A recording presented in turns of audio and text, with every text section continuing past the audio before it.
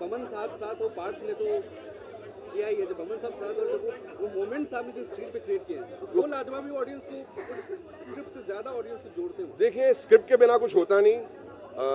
बहुत सारे pictures with great actors बन चुके हैं, लेकिन एक स्क्रिप्ट और कॉन्सेप्ट बहुत इंपॉर्टेंट होती है। और ये फिल्म की एक नोबिलिटी है एक्चुअली। एक फिल्म में नोबिलिटी है, और अगर वो नोबिलिटी के लोगों ने परख लिया है। एंड बच्चन साहब के साथ मैं बोलूँ ना कि बॉयज ड्रीम जैसा आप बता बॉयज ड्रीम है। मतलब मैं छोटा था, दीवार पिक्चर देखा था, अमर अकबर थे, बच्चन साहब पे पहले के पिक्चर, रास्ते का पत्थर भी देखा, बंदे हाथ भी पिक्चर देखा, सौदागर पिक्चर देखा, पुरानी सौदागर। And I would never believe कि आज मैं बच्चन साहब के सामने, वो भी बच्चन साहब के साथ कड़क जवाब देने पड़ते हैं, तो बहुत मुश्किल होता है एज एन एक्टर। लेकिन वो बच्चन साहब का एक तरीका होता है, सेट पे आके ऐसे दिखाते जैसे कि उनको कुछ मालूम नहीं है क्या हो रहा भाई।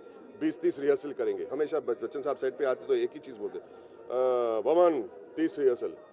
हाँ, मतलब it's a way, it's a तरीका कि बताना कि डोंट वरी, मैं भी अनप्रिपेयर्ड हूँ, लेकिन ये मतलब उनका एक तरीका है कि 30-40 रिहर्सल्स, और 5-6 रिहर्सल के अंदर ऐसा मतलब माहौल पैदा होता है कि इट फील्स लाइक मैजिक। और ऐसे 2-3 टेक बच्चन साहब के साथ होते हैं, इतनी खुशी होती है, इतनी खुशी। Not only that you acting with a legend, but you're acting with an actor that makes a scene look so superb. Sir एक चीज और जोड़ना चाहूंगा, जब आपने जुडिशियल सिस्टम पे जॉनी एलबी बनाई जी जी, तो क्या एक कहानी और डायरेक्टर के लिए आप इसे मानते हैं नेशनल अवार्ड के सुभाष कपूर ने बनाए हो, उसके बाद अचानक बीत गया 1 साल, उसके बाद अचानक 1 साल के बाद नेशनल अवार्ड आता है और आपको उस काम के लिए अवार्ड मिलता है, फिर आप एक सपोर्ट मांगते हैं कहानीकार के लिए और डायरेक्टर के लिए ऐसी फिल्मों के लिए?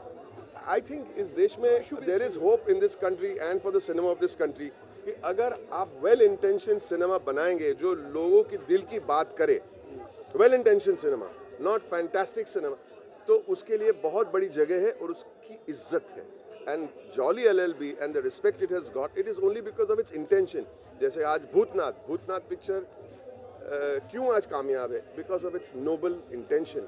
और एक जगह है noble intention, well intention, noble intention pictures की। And I truly believe that Bhootnath again next year देखे, fingers crossed. Even Bachchan sahab ने भी कहीं कहा है कि बहुत अवार्ड ले जाने वाली है फिल्म। आप किन अवार्डों की उम्मीद कर रहे हैं? मैं देखिए, अवार्ड क्या होता है आई डोंट नो। मतलब एक अवार्ड मिलता है, हम खुश हो जाते हैं, but public acceptance, public love, public knowledge to know that good films are being made in this country, that the public can be proud of. हम तो प्राउड ही है, हमने पिक्चर बनाया, हम तो बहुत खुश है, but the public should be proud कि हमारे देश में ऐसी पिक्चर बनते हैं, and that is the greatest reward of all. एक थोड़ा पर्सनल है कि जो ये आपकी पहली फिल्म नहीं है जो आपने बच्चन साहब के साथ काम किया, जी। इससे पहले भी आप काम कर चुके हैं। वक्त एकलव्य जी। हाँ, तो वो फेज के बाद अब जब दूसरी बार काम कर रहे हैं तो तीसरी बार या अगली तीसरी बार जी, तो चेंज कुछ आप देखिए, हर एक फिल्म की एक जगह होती है, हर एक फिल्म का एक माहौल होता है, डायरेक्टर्स, एक्टर्स। और मैंने वक्त में भी बहुत एंजॉय किया था, लेकिन वो मेरी पहली फिल्म थी। फिर एकलव्य में बहुत ही कठिन रोल था उनके साथ करने के लिए। इसमें क्या था, मिक्स ऑफ बोथ था। एक वेल इंटेंशन फिल्म थी और लाइट हार्टेड भी थी। उसमें जो कॉमेडी बहुत स्वीट कॉमेडी थी।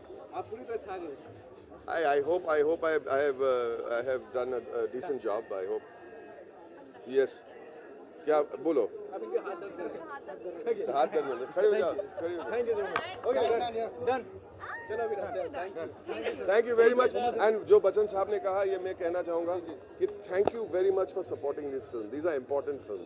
हम लोग ये we cannot criticize a film for A reason, B reason, C reason। Well intention है, film in the right place. I like to thank the press for supporting this film. Thank you very much. So sir.